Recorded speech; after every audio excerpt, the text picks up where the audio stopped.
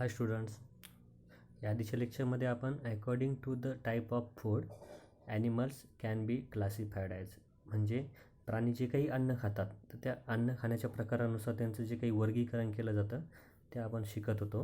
Okay, त्यामधील आपण 1, 2, 3, 4, 5 हे पॉईंट्स पाहिले. त्यानंतर मग आपला जो काही पॉईंट आहे म्हणजे कोणता, types of nutrition in animals, त्यामधला सेकंड पॉईंट जो होता सॅप्रोझोईक न्यूट्रिशन, हा देखील आपला या आधीच्या लेक्चरमध्ये झालेला आहे. तर आज आपला फक्त सी नंबरचा जो टॉपिक आहे पॅरासिटिक न्यूट्रिशन हा राहिलेला आहे आणि त्यानंतर आपला आजचं हे चॅप्टर इथे संपणार आहे. ओके, सो तर त्यामधील 3 नंबरचा जो पॉईंट आहे तो काय आहे पहा, parasitic nutrition. Parasitic nutrition means काय होतं की जसं की परजीवी पोषण असं त्याला म्हटलं जातं. परजीवी म्हणजे दुसऱ्या जीवांवर जगून स्वतःचं पोषण करणारे. मग आता ते नेमके कोण आहेत ते पाहूया. नंबर 1 त्यामध्ये काही पॉईंट्स त्यांनी दिलेत, पाहूया.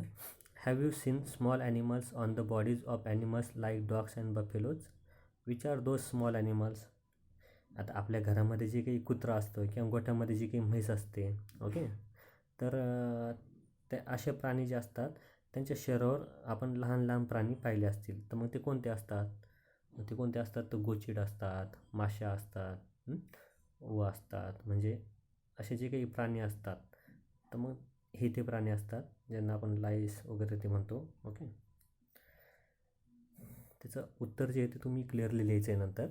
From where do this little animals obtain their food? आता हे जे प्राणी आहे मग ते त्यांचं जे अन्न आहे ते कुठून मिळवत असतील? जसं की गोचिड झाला. आता गोचिड काय करतो, एक प्रकारे बैल असेल, म्हैस असेल, गाय असेल, कुत्रा असेल, माझं यांच्या शरीरावर ते राहतात. म्हणजे मग ते त्यांचं जे अन्न आहे ते कशाद्वारे प्राप्त करतात? ते ज्यांच्या शरीरावर ते राहतात त्यांच्यावरच ते जगत असतात. कशा पद्धतीने? त्यांच्या शरीरातील रक्त शोषून ते एक प्रकारे तिथं ते स्वतःचं पोषण करत असतात. थर्ड पॉईंट आहे, from where do the worms in the intestine obtain their food? आता आपल्या पोटामध्ये जी जंत झालेले असतात तर मग त्यांचे अन्न ते कुठून मिळवतात? जसं की आपलं बऱ्याच वेळा बघा पोट दुखतं किंवा उलट्या होतात, तर मग आपल्या पोटातले जे काही जंतू असतात की जे काही शरीरासाठी काही चांगले असतात, काही अपायकारक असतं, तर मग ते त्यांचं अन्न कुठून मिळवतात? आता ते त्यांचं अन्न मिळवायला काही कुठे बाहेर जातात का? नाही. आपण जे काही खातो, जे आपण डायजेस्ट करतो त्याद्वारेच ते त्यांना जे हवं ते अन्न ते तिथं प्राप्त करून घेत असतात. म्हणजे त्यांना कुठे जाण्याची गरज आहे का? नाही. ऑटोमॅटिकली त्यांना ते पास होतं आणि ते बरोबर त्याच्यावर ते स्वतःचं पोषण करून घेतात.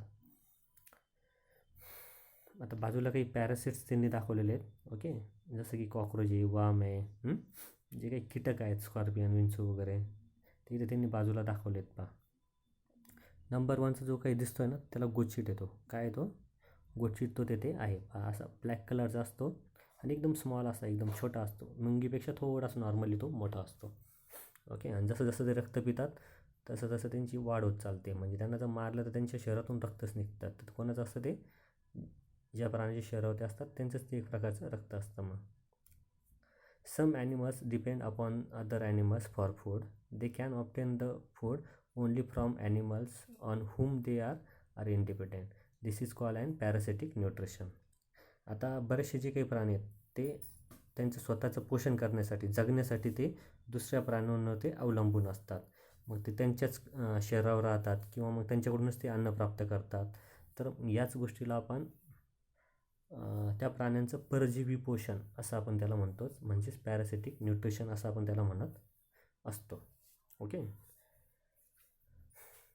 some animals live on the body surface of other animals and obtain their food by sucking their blood. This is called ectoparasitic nutrition and such animals are called ectoparasites. For example, loons, bedbug, tick, etc. आता बरेचसे जे काही प्राणी असतात ते काय करतात मग, जसं की काही प्राण्यांच्या शरीराच्या पृष्ठभागा म्हणजे जे काही वरचा जो काही भाग असेल त्यावर ते राहत असतात. मग तिथे वर राहून ते काय करतात, ज्या प्राण्याच्या शरीरावर ते राहतात ना त्याच प्राण्याचं ते काय करतात, रक्त शोषून घेत असतात आणि त्याद्वारे आपलं स्वतःचं अन्न ते प्राप्त करत असतात. तर मग अशा अन्न प्राप्त करण्याच्या पद्धतीलाच आपण बाह्य परजीवी पोषण म्हणजे एक्टोपॅरासिटिक न्यूट्रिशन म्हणजे काय, तर बाह्य परजीवी पोषण असं आपण त्याला म्हणत असतो. बाह्य परजीवी म्हणजे दुसऱ्या जीवाच्या बाह्य भागावर राहून पोषण करणे. मग त्याच्यामध्ये कोण कोण येतं? नंबर 1 आहे जसं की लूज, म्हणजेच त्याला लिस म्हणतो आपण त्याला, उवा, जसं की ते डोक्यामध्ये असतात पहा. त्यानंतर 2 नंबर आहे जसं की बेडबग. बेडबग म्हणजे काय? तर ढेकूण किंवा गोचीड असं आपण त्याला म्हणू शकतो, की जे प्राण्याच्या शरीरावर असतात. त्यानंतर आहे टिक म्हणजे काय? लिखा, की ज्या उवांसारख्याच त्या असतात. म्हणजे आता उवा असेल, लिखा असेल, गोचीड असेल, ढेकूण असेल, हे काय करतात? माणूस असेल किंवा जनावरं असतील त्यांच्या पृष्ठभागावर, वरच्या भागांवर ते वास्तव्य करीत असतात आणि त्यांना हव्या त्या पद्धतीने ते रक्त शोषून त्या रक्ताद्वारे स्वतःचं ते पोषण करून घेत असतात. मग अशा प्राण्यांना म्हटलं जातं बाह्य परजीवी पोषण करणारे प्राणी किंवा इन्सेक्ट्स, कीटक देखील असतात त्यामध्ये. आता पुढील पॉईंट आहे, animals like tapeworm and round worms live inside the body of other animals and obtain their food. This is endoparasitic nutrition and these animals are known as endoparasites. बरेचसे जे काही प्राणी असतात, म्हणजे की जसं की त्यांचे काय नावं दिलेत पहा इथे आता. टेपवर्म म्हणजे काय? पट्टकृमी. आणि दुसरं आहे जसं की राऊंड वर्म्स म्हणजे काय? गोलकृमी, जे पट्ट्यासारखे लांब असतात कृमी, म्हणजे काय? कीटक ते असतात एक प्रकारे कृमी. ओके. दुसरं आहे गोलकृमी, म्हणजे जे गोलाकार असतात ते कृमी, म्हणजे कीटकांचाच एक प्रकार असतो तो. मग आता हे जे काही जंत असतात, म्हणजे जंत हे जे काही कीटकांचे प्रकार आहेत किंवा जंतांचे जे काही प्रकार आहेत, कोणते? टेपवर्म अँड राऊंड वर्म. हे काय करत असतात? आपल्या शरीराच्या आतमध्ये राहतात.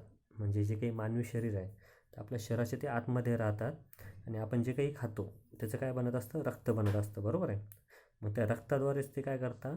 म्हणजे ते आपलं जे रक्त आहे तेच त्यांचं एक प्रकारचं अन्न ते असतं. मग ते आपल्या शरीरामध्ये राहूनच आपलं जे काही रक्त आहे ते शोषण करण्याचं काम ते तिथे करत असतात.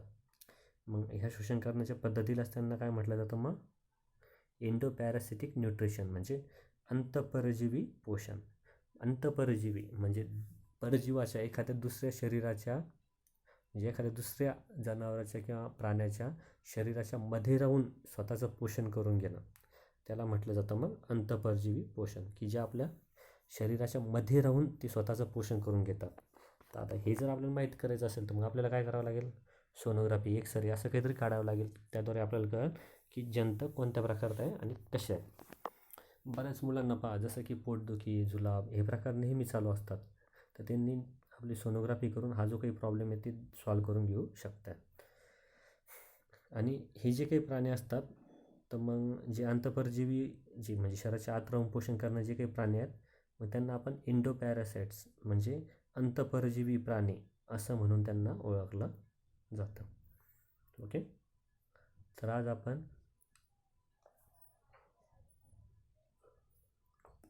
पॅरासिटिक न्यूट्रिशन म्हणजे परजीवी पोषण, म्हणजे दुसऱ्यांच्या शरीरावर किंवा दुसऱ्यांच्या शरीराच्या मध्ये राहून काही कीटक, काही जंत किंवा काही प्राणी कशा पद्धतीने स्वतःचं पोषण करून घेतात ते आपण आज शिकलो. आणि या पद्धतीने आपलं आज 4th नंबरचं जे काही चॅप्टर आहे ते संपलेलं आहे. तर आता होमवर्कमध्ये तुम्ही काय करणार आहात? जसं की एक्सरसाइज जो आहे तो मी तुम्हाला एक्सप्लेन करून सांगतो आहे. नंबर 1चा जो क्वेश्चन आहे, classify according to food type. तर खाली जे काही प्राण्यांची किंवा पक्ष्यांची त्यांची काही जी नावं दिलेली असतील किंवा कीटकांची नावे दिली असतील ते तुम्हाला त्यांच्या अन्न प्रकारानुसार त्यांचं वर्गीकरण करायचं आहे. म्हणजे ते हर्बिवस आहे की कार्निवस आहे की ऑमनिवस आहे की स्कॅव्हेंजर्स आहे की डिकम्पोजर्स आहे, असे जे काही असतील त्या पद्धतीने तुम्हाला त्यांचं वर्गीकरण करून ते लिहायचं आहे, की सॅप्रोफायटिक आहे, पॅरासिटिक आहे, किंवा त्याच्या आधी जो पॉईंट पाहिला होता आपण, कोणता पाहिला होता? होलोझोईक आहे, की नाही, अशा पद्धतीने. सेकंड क्वेश्चन आहे मॅच द पेअर्स. जोड्या तुम्हाला तिथे लावायचं आहेत. पहिल्यामध्ये जे काही वनस्पती आहेत, वनस्पतींची नावं दिलेली आहेत. पॅरासिटिक प्लांट म्हणजे काय? परजीवी. पॅरासिटिक प्लांट म्हणजे काय? दुसऱ्या वनस्पतींवर जगणारी वनस्पती, त्याला काय म्हणतो आपण? Parasitic plants. म्हणजेच काय? की जी दुसऱ्या वनस्पतींवरती जगत असते. मग त्याचं जे उदाहरण आहे, मग उदाहरण कोणतं आहे पहा? Mushroom, lichen, drosera, cuscuta, insectivorous, saprophytic, symbiotic. Okay. त्याची रिलेटेड जी काही झाडांची उदाहरणं आहेत ती तुम्हाला योग्य शोधून जोड्या लावायच्या. आता आपण जोड्या कसं लावतो? जोड्या लावत असतो का आपण? तर नाही. ए जो ग्रुप आहे तो पूर्णतः लिहून घ्यायचा, त्यासमोर डायरेक्टली त्याचं बीमधून आन्सर शोधून लिहायचं आहे.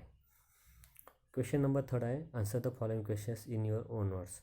जे काही 5 प्रश्न दिलेले आहेत त्या 5 प्रश्नांची तुम्हाला तुमच्या शब्दांमध्ये उत्तरं लिहायची आहेत. पण तुम्ही काय करता, डायरेक्टली डायजेस्ट, पॉकेट स्टडी किंवा बुक्समधून डायरेक्टली ॲज इट इज उत्तरं तुम्ही तिथे लिहून घेत असतात.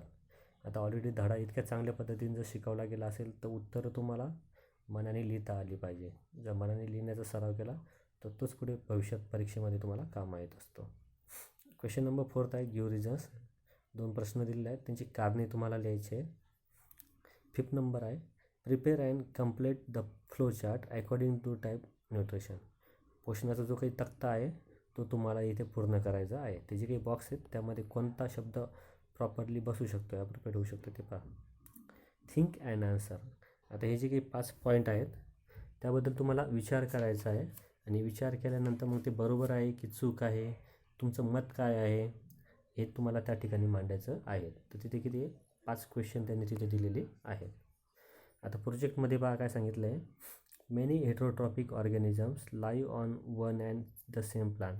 Observe one such plant in your neighbourhood and find out about the heterotrophs that depend upon it for their food. Observe and make notes about other organisms that use these heterotrophs as their food. आता आपल्या परिसरामध्ये जे समजा एकाच वनस्पतीवर जे काही वेगवेगळे जे काही परपोषित जगत असतात त्यांची माहिती घ्या. नंतर हे जे काही परपोषित ते अन्न म्हणून कशाचा वापर करतात किंवा त्यांचे निरीक्षण तुम्हाला काय त्यांच्यावर नजर ठेवून त्यांचं निरीक्षण तुम्हाला नोंदवायचं आहे किंवा लिहायचं आहे. सेकंड पहा, prepare a power point presentation on the topic nutrition in living organisms. आता सजीवातील पोषण यावर तुम्ही काय पॉवर पॉईंट थ्रू म्हणजे काही कॉम्प्युटरमध्ये किंवा मोबाईलमध्ये जी पॉवर पॉईंट असतं ना त्याच्या थ्रू तुम्ही एक तक्ता किंवा त्याबद्दल माहितीपर असं एक छोटेसं तुम्ही काहीतरी वेब सिरीज टाईप काहीतरी तुम्ही तिथे तयार करू शकता. ओके, सो होमवर्क वेळच्या वेळी करायचं आहे. त्यानंतर जी टेस्ट तुम्हाला शनिवारी दिली जाते ती प्रॉपरली टेस्टच्या वहीत सोडवत जा, कारण की त्यामधूनच तुम्हाला युनिट टेस्टसाठी क्वेश्चन काढले गेले आहेत. Okay, so good day and good bye.